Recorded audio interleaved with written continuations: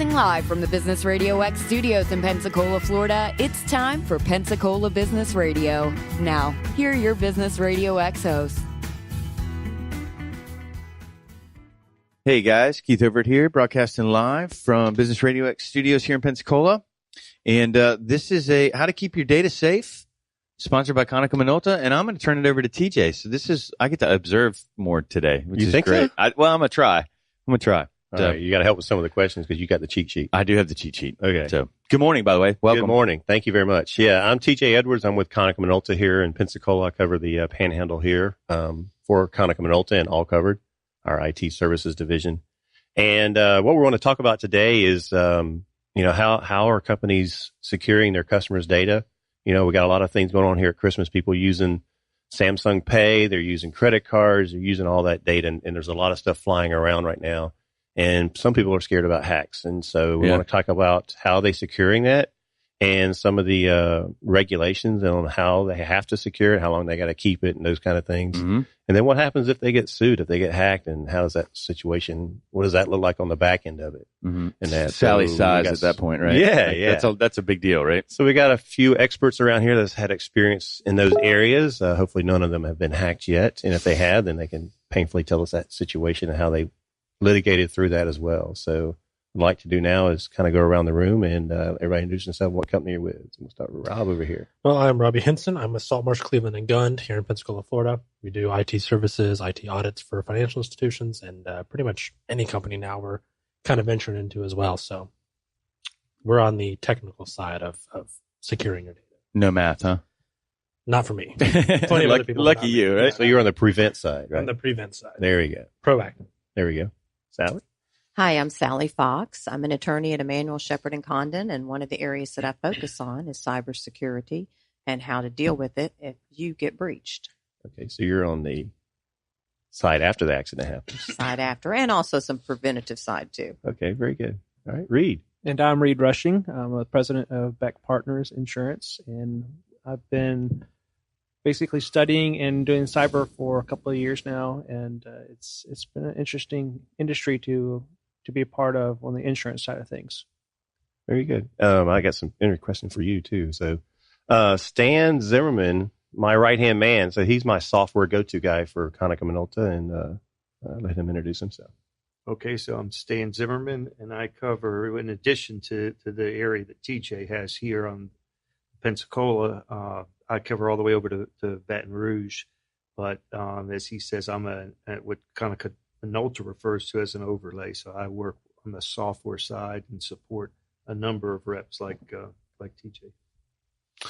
And he wears some of the coolest hats I've ever seen, man. He is the Jewish mafia dude. Yeah, it's great. I love him. I love this hat. He was 100% when he had the caddy. Yeah. He got rid of the caddy and we had to knock him down to 10s. I saw one in Disney the last time I was down there, and I almost got it because I was thinking about you, and I was like, I don't want to compete. But it's style. It's his brand, it means man. something. It's so, his brand. Okay, so for me, I'm the kind of guy that's really clueless in this world. So I think this is perfect for me to be here because I have no idea what data each of you have to secure, or how you secure it, or any of the other questions that you had asked. So I'm really curious what data goes in CPA firms, obviously numbers, right? But you've got some other stuff. Well, I want to start off with the insurance guy, right? Sure. Because we all protect ourselves, right? We got life insurance. You have no idea when we're going to die, right? You have no idea when you're going to get hacked. And one of the questions I always ask my customers all the time, I say, okay, your building burned down. How do you get your business back up and running, right? And I've got a few of them that are kind of older in their 70s, 80s, and they're like, well, my building burned down. I'm done. I'm going to take my insurance check and I'm going home. But I'm like, well, how do you get your business back going again? So how do you have that conversation, Reed, with your customers when they're buying your insurance to protect their content and also protecting their facilities in that as well? But is there any type of insurance available for protecting the information that's out there available for them? Yes. So there's different kinds of cyber liability insurance. You can buy some that protects you from the lawsuits once you're hacked, or you can have some that protects you in your personal property. So there's first party and third party coverage on the cyber liability insurance side. So if I get hacked in they take 2 million of my contacts information, all their social security numbers, everything else, and they sue me. And then they win a $20 million lawsuit from Sally over here. Then your insurance company writes them that check or whatever the value of that insurance policy is, right? Correct. Yeah. And they would also protect, the information that they stole from you, the rebuilding of that information, rebuilding of that database. So if they stole it and and took it from you like encrypted your information so you couldn't get to it, ransomware. Okay. Then they would actually pay for you getting the information back, along with the lawsuits and all the costs of doing the publications and notifications and such. Okay. So then let's move around the table. Well, real quick, do they actually pay the ransom or do they pay for the support? Yeah, I was going to say, Who's getting held hostage here, right? This is it's digital blackmail, right? Yeah. I mean, in reality, they have it for all sides of it. They'll actually pay the ransom. They'll actually pay for getting the information back. If it's cheaper to get the information back and not pay the ransom, they'll find a way to pay for getting the information back, one way or the other. So I gotta say that's pretty impressive. That data has become such a viable product that you'll actually pay ransom for it. Oh gosh, yes.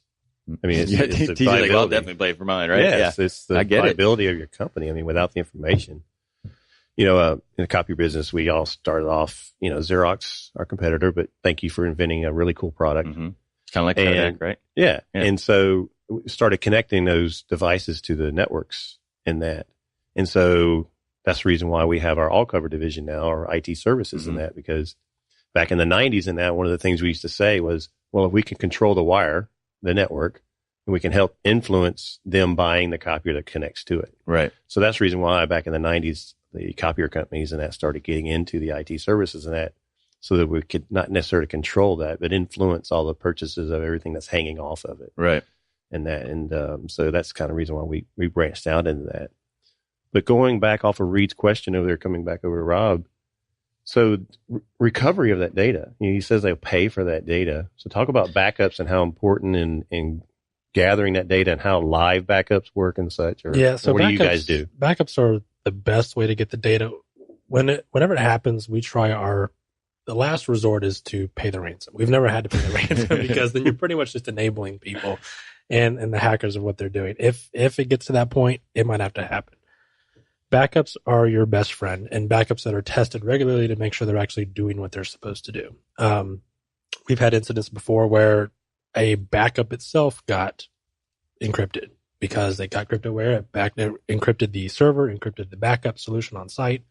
Fortunately, we had it backed up in the cloud also. So there's many ways around it. But backup, testing your backup, testing restores, stuff like that, that's your best way to get your data as quick as possible. There's a lot of solutions out there now too that you create or back up the data itself, and then when you do restore, it restores to an actual virtual machine on an entirely different server, and you're back up in just a few hours. So it's gotten pretty impressive. So that when they encrypt your stuff that they've taken over, you can, and you've got backups, you can literally just delete what they encrypted? Yeah, well, actually, when it is encrypted, and I'm doing air quotes here, it doesn't encrypt it. It deletes the files. Okay. And then it just renames like, what it was. Yeah, gotcha. So it's like if your file was end of your reports, it just does end of your reports dot whatever extension this is. Yeah. So it actually gets rid of the file completely.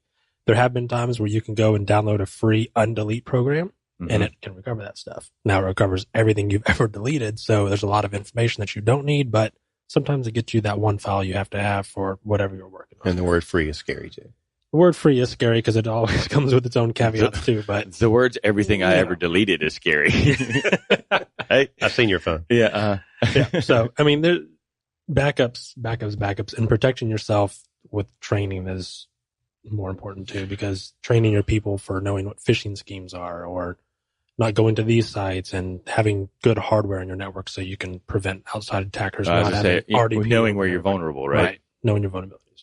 So Sally, the crypto locker, how does that affect legally the world? And are there regulations or laws coming up to fight crypto locker and those kind of viruses and malware that's out there? And what are you seeing from the legal standpoint on that side of the world? Yeah, interestingly enough, the U.S. has probably the least amount of laws governing that than course. other countries. First Amendment, right? Yes, exactly.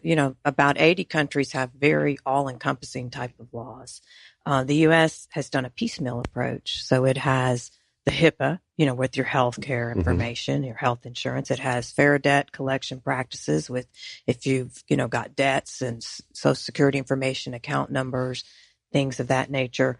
And so you have to kind of combine all those laws and see which one affects you. But going back to kind of, let's just say that you've had a breach and somebody's come on and gotten your data.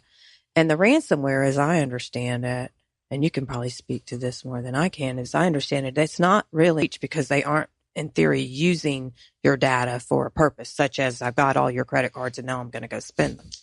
Yeah, it's not necessarily Social Security numbers or anything it's after. It's just a stranglehold on your data, essentially. They're not necessarily using it for, I don't want to say malicious because it is malicious in the act, but they're not taking credit card numbers and charging up people's accounts and stuff like that. But if you've had a breach of personal information, and there's a definition of what personal information is, and like that's JP Morgan and Target and all those correct. guys, It's your number, your name, coupled with something like an account number, a password, a credit card, something that they can now use, your birth date, etc.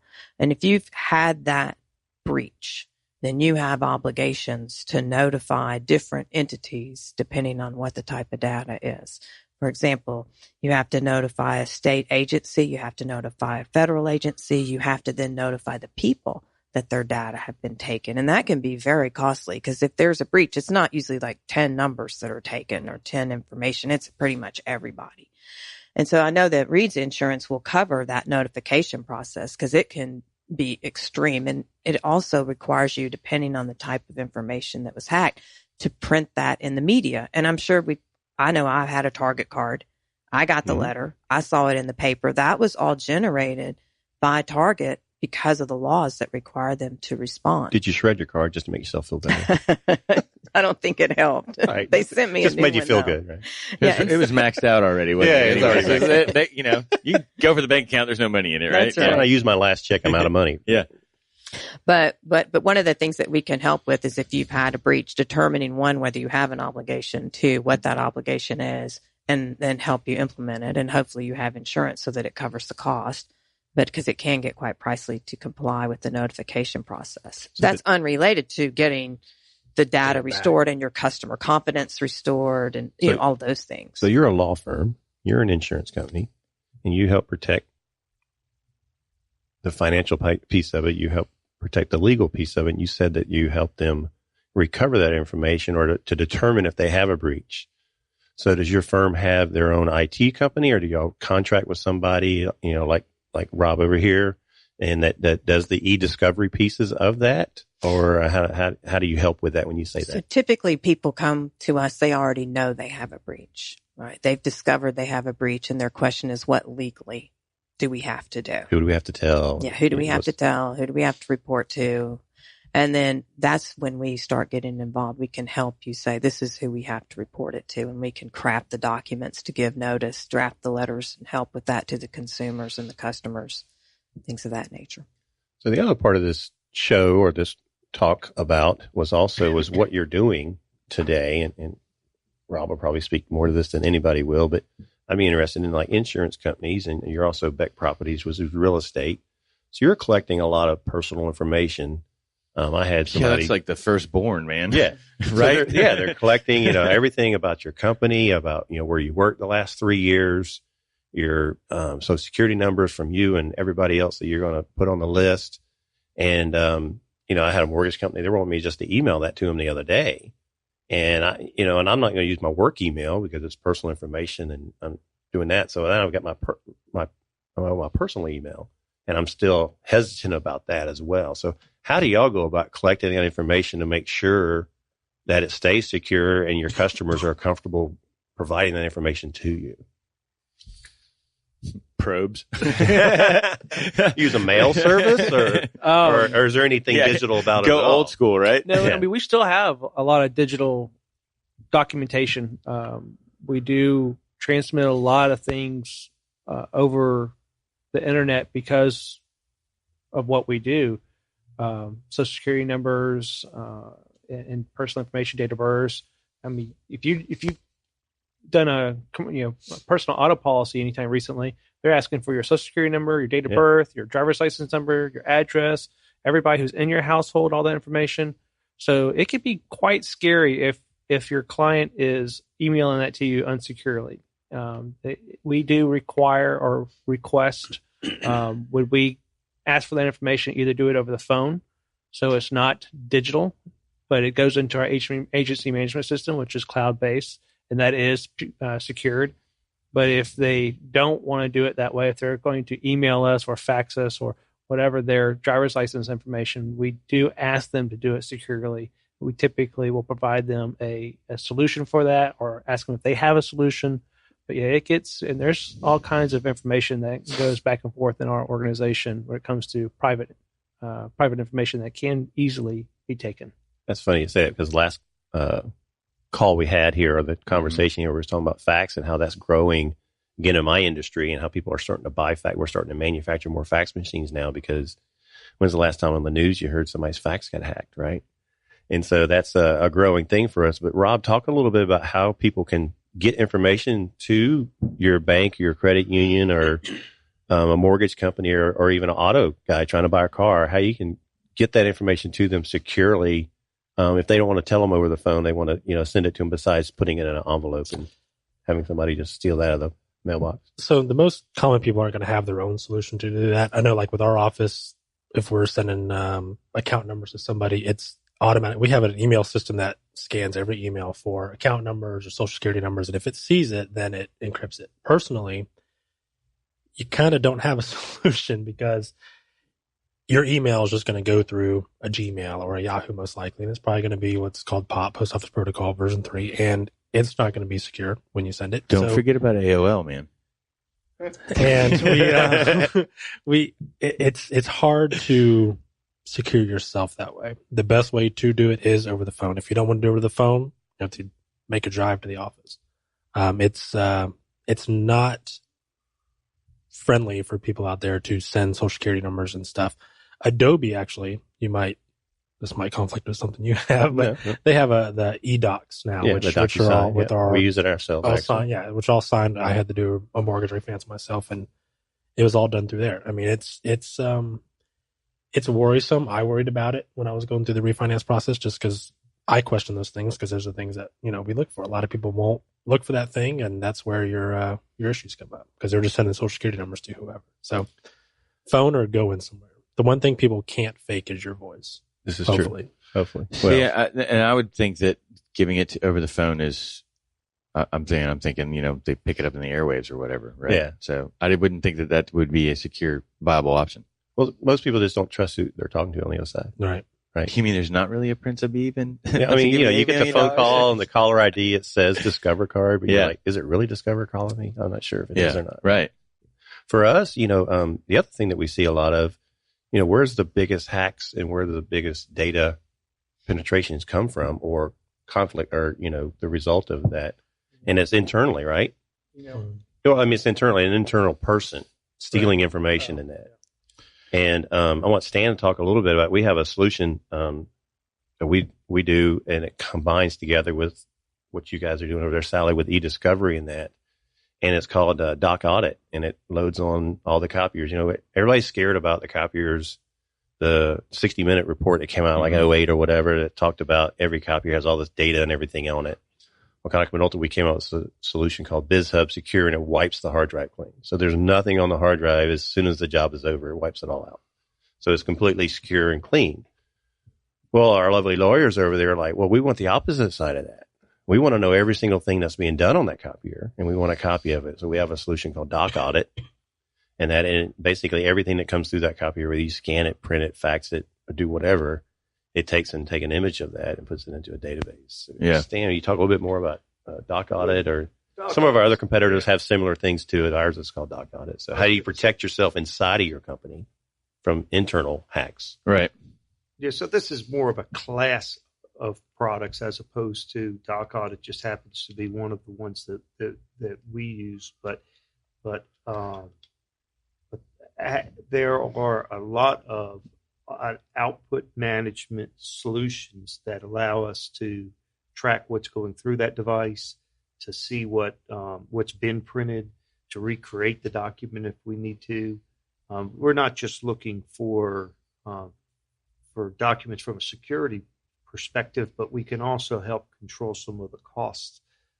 For example, there's in a lot of organizations, the use of local devices, local printers, or smaller devices has become too expensive, or something that most companies are trying to get away from. But then what happens if you're printing something that's sensitive, like payroll information?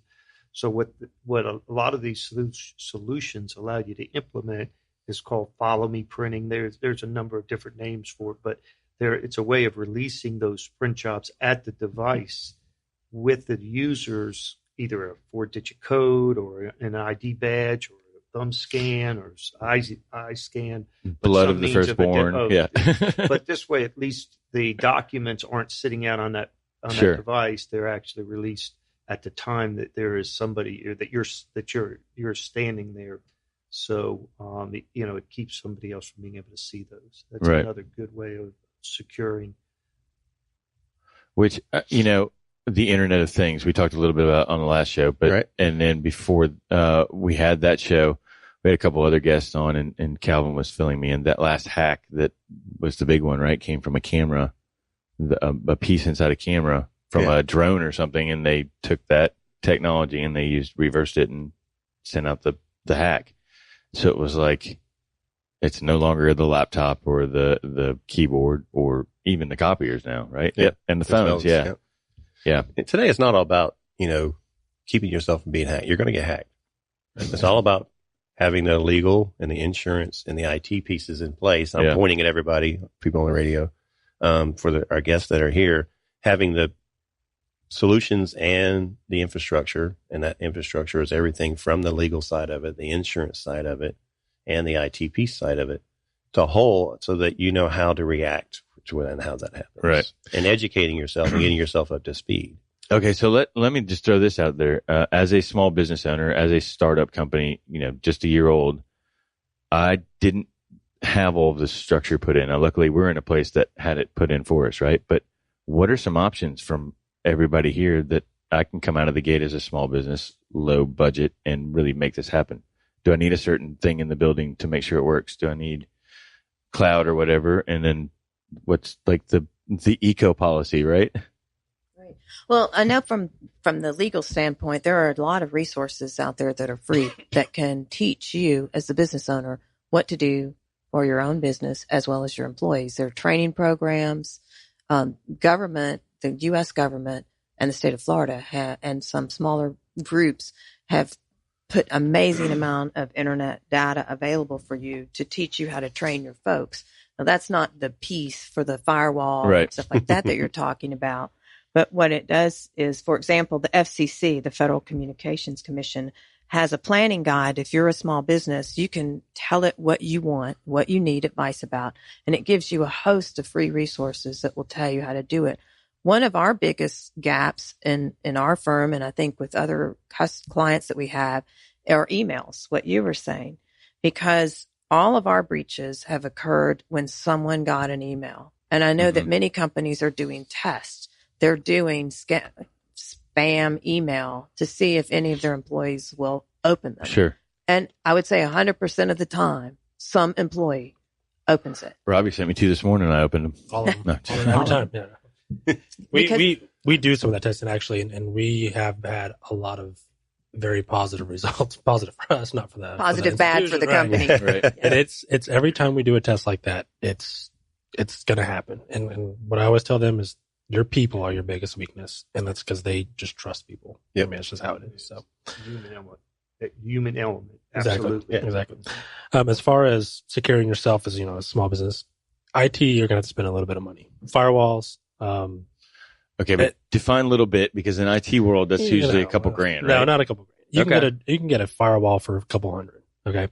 Get a firewall and don't just go buy a Linksys at Walmart and install it and have your nephew or whoever install it because they know how to do it. I got a return to make.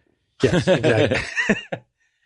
Get a professional to do it, or a trusted professional that you know that will do it, and get a firewall and back up your data. You do those two. You're not going to be perfect necessarily, but you at least have some sort of way to recover what you do lose or prevent yourself from getting hacked from the outside with remote desktop, and then train your people. Know what a phishing email is. I don't need to get my nephew Jimmy, who's in 10th grade, that's really good with computers, to set up my firewall. No, don't do that. Get a real firewall. How often are you suggesting people to back up their data? Every night. You should back up every night. And if you have some files, you have reporting issues. We have to retain stuff for 7 years. So do monthly backups as well as your daily ones. Do a yearly backup on top of that every year to make sure everything's covered throughout the past year. That's there. Every night, though, you should have a backup. And then you've got to keep the paper on hand too, don't you? We do. So you guys have stacks of servers and file boxes, right? Yeah, I mean it's there. We're starting to. Our backup itself is local and across the U.S. and actually in Australia. So if we have something happen, we're always going to be able to get our data. Right. That's us. Now, a small business owner can't do that, but there are cloud-based solutions that you can do that are affordable that will get you where you need to be. Yeah. So do you guys? And is it the same for your world? Yeah. One of the interesting things when you actually do look for a cyber liability policy, you got to go through an application process. The application process will cue you in on what you're not doing. And there are certain guidelines and certain minimums that you have to have before you can even get a cyber policy. So it's actually a good process just for anybody to go through the application process and look at, I didn't realize I was supposed to do this, or I should be doing that. Right. And so it'll then you can talk base to your technology provider, IT provider, and say, I need to put these processes in place so I can at least get a insurance policy to protect me if something does happen. Yeah. So how do you see, sorry about that. How do you see, like, there's some people, they will sacrifice technology or policies or procedures and throw the money back towards, say, the insurance or towards the lawyer to protect them, but not put the infrastructure in place. Because when you ask those opening questions as a technology salesperson, like Stan and I do, and they said, oh, well, I got that covered. And we try to dive deeper, and they just let us know they got it covered. And then come to find out from somebody else in the firm or whatever, oh, well, they say they have it covered because they have this insurance policy. And that's not really covering the data itself. It's the insurance policy is what they think that they're covered with. And they don't understand going through that application, a detailed application process like that knowing what is actually covered and what is not. And on the insurance application, the cyber liability policies, the application, kind of like life insurance, ends up being part of the policy. So if you lied on the application, then and you have a breach and that coverage was misrepresented, you have no coverage. So you have to be very specific and accurate with the information that you're providing the insurance carriers, so you are properly protecting yourself. If you say you do a backup every 2 weeks and you don't, and there's a breach, there's a possibility that the insurance company comes back and says, we're not paying for this amount of coverage. Yeah, they would deal into that deeply. Well, and when that doesn't cover the confidence that you just lost. Right. And I would say 100% of the time, unless you are your customers can't do without you, you have lost a huge amount of confidence with your customer base. And to rebuild that is very difficult. Right. So interestingly enough, in the cyber liability policy, there is PR expense. So just to sort of recoup. There's a piece in there. But not only that, I mean, it should be the responsibility of the customer to protect the insurance agency just as much as it is the insurance agency to protect the customer and the data, right? So if you don't have the systems in place, how can we insure you for the things we need the systems to put? Yeah, got it. Mm-hmm. So cyber security, we got Tuart, who was a speaker at I-10 a couple of years ago, and we got the new location out here at Softly that's opening up, 200 something cyber jobs coming into town and that. So we see it growing in that. So you do cyber insurance, and I want to do the kind of twofold, and you do cyber legal support on pre and post. What's the percentage of growth you've seen in that? You got 100 customers. How many of those have cyber policies now compared to 2 years ago? And I'm going to buy mine in like an hour, man. Yeah. So how are you getting regular calls from that now, or do they even know that's available to them? Not enough people. Never enough. Never enough. That's the sales answer there. Yeah, yeah. sure. It's ironic.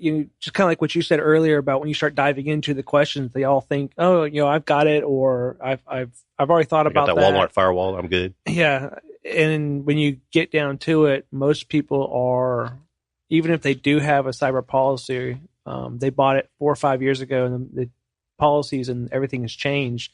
They may not have what they think they have anymore. Mm-hmm. So I'd say less than 5% of the customers out there actually buy a policy. Wow. I'll be honest, I didn't know that existed until Reed was on the list. I had no clue that was an actual need.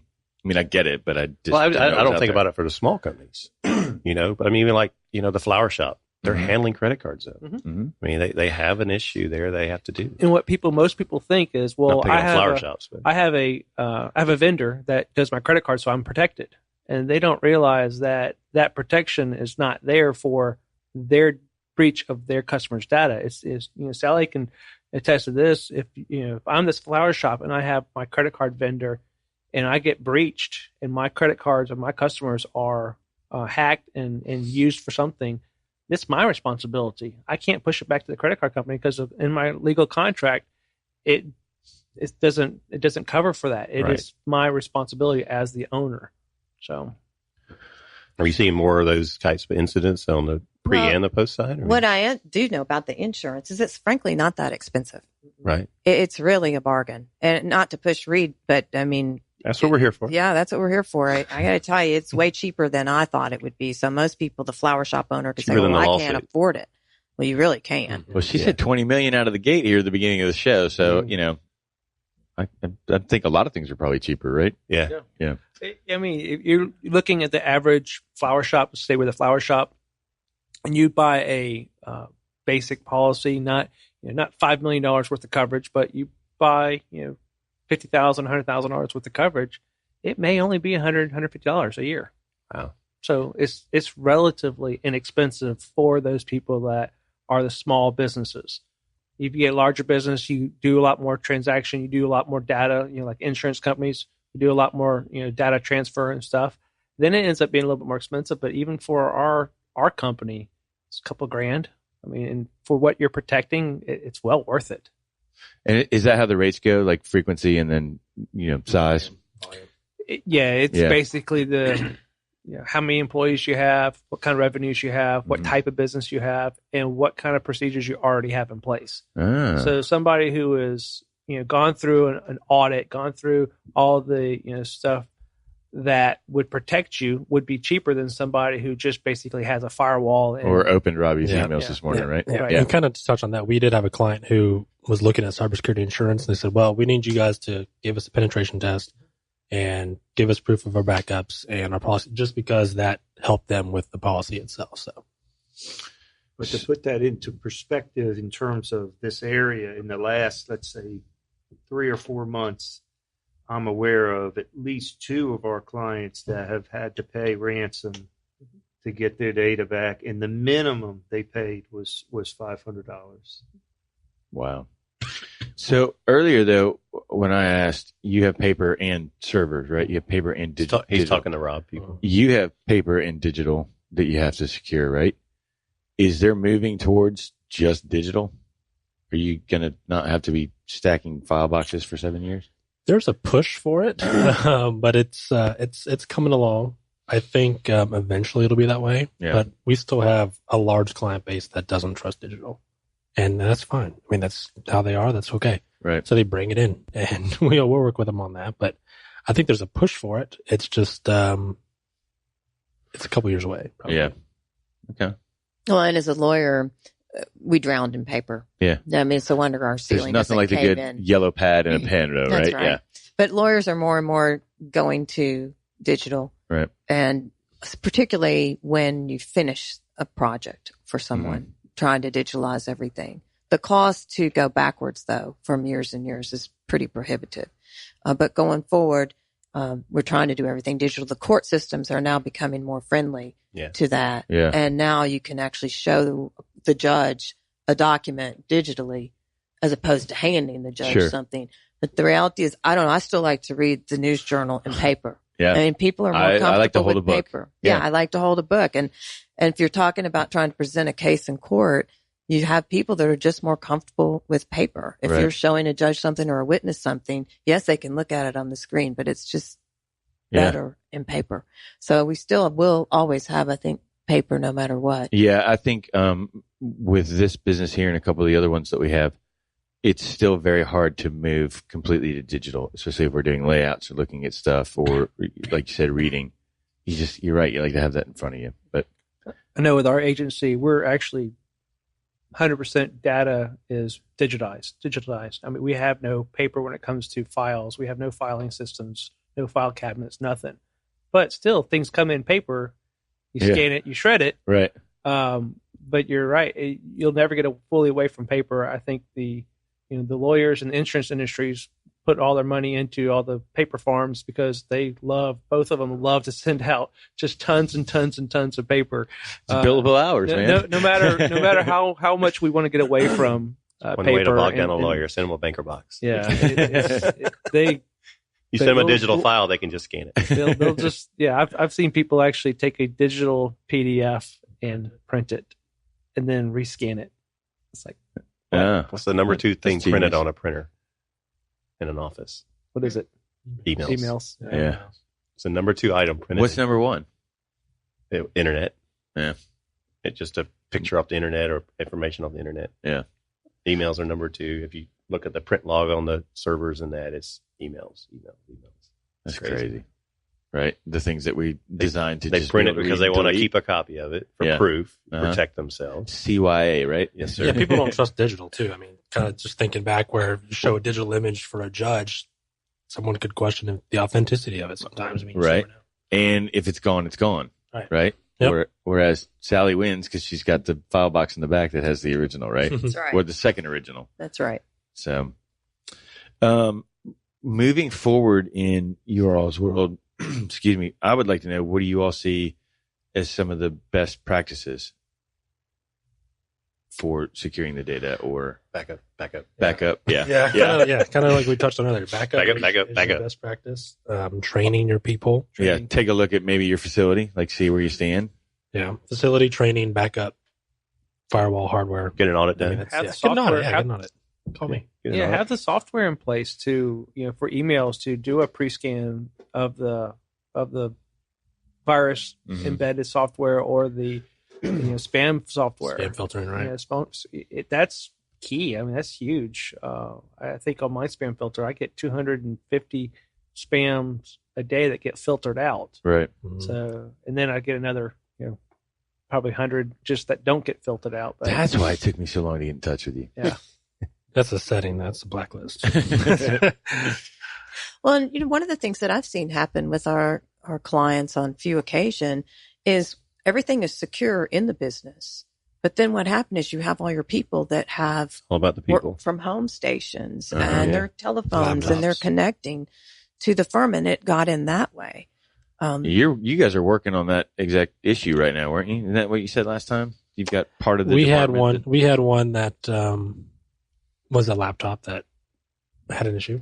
It's resolved. Right. But no, you guys were saying that part of your employment staff is starting to be mobile that didn't used to be mobile, right? So Well, you were no, working on- we've had a pretty mobile group. They auditors that we don't ever see, in the office. They're always gone, but we do encryption on the laptops to ensure security. Right.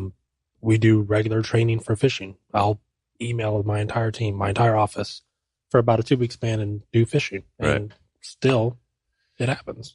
But isn't there a time, and I think this probably goes for multiple companies, but like you couldn't do tax soft stuff that wasn't there at an office, right? It Right. wasn't on a secure Oh, yes. lockdown. Yeah. So as far as tax, we're trying to transition those people to be able to work, after hours. But They're happy about that, aren't they? yeah, there's a little more upbeat attitude. Yeah. So, and same in y'all's world. I mean, you guys are completely mobile, right? So, was there ever times that you couldn't be? I mean, other than in 1980 when the technology wasn't here, but Yeah, in the insurance world, your salespeople, you've got to be mobile. You got to be out there visiting clients, and the industry is still behind when it comes to connectivity to all the software. even though most of the programs are SaaS based, they're web based Mm-hmm. programs, there's still a number of them that don't reside in the cloud, and they have to still come into the office or VPN, and then you've got all the other security issues when it comes to people connecting outside of the office. So it's something that's looked at heavily on our side and in our agency as in general, and we do everything we can to secure everything down and make sure that if they're going to bring their laptops in, that they're secured laptops before they get into our network. Yeah. So same with your stuff though. Like you get on an open Wi-Fi network, right? You can get into the printer and we have send a couple cool pictures that freaks everybody out. Two separate right? networks in our office. We have a guest network and then a private network that you can't even see. So the guests can only get on the guest network, and they're very limited on what they can do on that network. So we just but some people may not know to do that, right? Because our printer at first was set up to the big house. Yeah, I printed from the parking lot. And then Calvin realized what it was doing and fixed it for us, right? Because that's not my world. But these pictures coming on the copy room. Yeah, well, if you're ever bored in a conference, one of the things you can do if you're in a big meeting and you're can't stand whatever the speaker's saying or they're putting you to sleep, you can pull up the internet and just see how many people have open networks that you can get on. It's extraordinary. I can get like 6 in my living room, right? Yeah. And we only have 1. Right. Yeah. So. Well, it's kind of funny. I was going to make a comment earlier about your fifth grader that was able to set up your network for you at home. Mm-hmm. There was an article that talked about that middle schools in California were heavily targeted because of the kids' uses of social networks and social media and not having the ability to understand the hacking that goes behind that. So the hackers were getting into the kids' networks and the kids' phones. And when the kids came home or the kids went to the mom and dad's office, they had instant access to the network and they were able to hack in and get data. And the Boy Scouts just launched a merit badge for that. So the Boy Scouts can learn how to secure. What's the merit badge? Like cybersecurity? No, it's part of the computer technology merit badge now. That's they added that function to it. So it's how to secure your phone and things like that for the Boy Scouts. My son's going through that merit badge right now. So it's not only your employees. Oh yeah, it's children. It's your children's too. It's everything. I mean, you may have your laptop at home that your kids get on, and they've got to sign on your laptop, and then you bring that laptop in. It's you have your sign on, and that one's encrypted or Gmail's notorious for that, right? Yeah. You sign on, and if you don't go back and delete it off, it's on whatever. We need to get Chad Berry. He's right next door, actually, over here. He works for Homeland Security, and his main thing is teaching and educating kids. I coached him. You might have graduated with Chad, but anyway, he teaches kids in that about cybersecurity and that. So when a kid gets kidnapped, like we had the one in Guff Breeze earlier this last year, he's one of the first people that are called. And the first thing he does is he goes into the home and he takes all the phones, all the computers, and that's his job, is to do the e-discovery on all of that and finding out where everything is, how the kid got the contact with whoever it is. So he does that. That's no charge for that service. We need to have him on the show sometime. Yeah. But Chad Berry, Homeland Security here in Pensacola, and he does a great job with teaching the kids and kind of scaring the heck out of them a little bit. Yeah, more scaring the parents because he shows them some stuff because he'll grab your kid's phone that's locked in 3 seconds and hands it back to him unlocked. Yeah. And it's pretty cool. I was just thinking too, not only that, but the data doesn't die, right? Unless if it's not deleted, once it's it's there. out there. So how weird to reverse engineer a scenario based on just the digital data that's left, right? Yep. So it's a scary thought. You're talking a lot about homes, and I know there are a lot of computer companies that will help with businesses, but are there some that individuals can afford to help with that? Well, there is actually a website that people can go to. I don't remember the name off the top of my head, but it's just pretty much freelance people that log in and are there to help if someone at home needs help. I don't know affordability of it because I know Best Buy is really expensive, and at home there's some options like that. If it's hardware based, there are tech advances and stuff like that locally that do help with that kind of stuff. But there is a website that you can go to, create an account, log in, and someone can actually remote it and help you if you need it that way. So very true. That was my list. That's my cheat sheet. Did you have anything else? I think we're about ready to wrap up. Yeah. So I would like all of you to please give links, contact information, websites, anything that you all have going on in your organizations that the community may need to know about or help with. Well, I'm on the Humane Society board, which has nothing to do with cybersecurity, but there are a lot of pets that need adoption right now, and they make great Christmas presents. I wish I'd known we would have run one of those ASPCA commercials, right? That always make you cry when you're done. Yeah. There's always something going on for us. I can't remember all the things and all the nonprofits that we're all involved with. But if you want to get in touch with us, it's www.teambeck.com. And you got both the real estate and the insurance all in one house. We're all together. Yeah. So if you have any questions, give us a call. We'll be happy to help. Anything new coming to the city we should know about that can be talked about yet? Yeah. No major purchase over the holiday weekend? It's interesting. Now that I'm in that building and I hear things that are coming on, I think everybody knows about it until I realize that nobody knows about it. Yeah. So I don't know what people don't know or do know. Right. So or what you should say. Or what I should say or what I can't say. I don't have anything off the top of my head. I can neither confirm nor deny. Right. Yeah. Very good. There. Yeah, with Konika Minolta, the big push for us this time of year is Red Cross. We have a company-wide push for donations and also getting involved and helping with those situations and that. So I think there's it's like a $10 or $12 million goal that we have company-wide to raise that. I don't know where we're at right now, but any contributions or help, or if you need help with Red Cross or anything, we have plenty of volunteers that are helping with that. So, and I think there's a lot of people on their way to North Carolina from the Red Cross to help with that horrible fire they had. We've got 3 trucks, I believe, of supplies going there from our company. So, did we have a tornado here yesterday too? That was in Mariester. Yeah, that's crazy. It was actually straight line winds. It was not a tornado. No tornado. Straight line winds. Just looked really cool, right? Yeah, there were water spouts, but the ones that hit in Destin and destroyed I think it was 10 homes or damaged 10 homes. It was actually, they realized it was straight line winds. And my contact information is on all social media pretty much. Is at TJ Edwards 07. That's right. Pretty much. Yeah. You're the only guy I know that uses full on Twitter as your main contact. It works. I know. Yeah, I know. Well, but if you don't have Twitter, you have Facebook. It's TJ Edwards 07. You have LinkedIn. It's TJ Edwards 07. Instagram, wherever. Yeah. I grabbed all of those early. That's the way to do it, right? Because then if somebody buys the .com, they don't have anything else. It's not worth it. 07. It's a great trick. We've learned that one. 07, my rugby number. One of the things that you did talk about when you were saying you can go into and audit a business and stuff. You guys do that, right? Yes. Okay. Yep.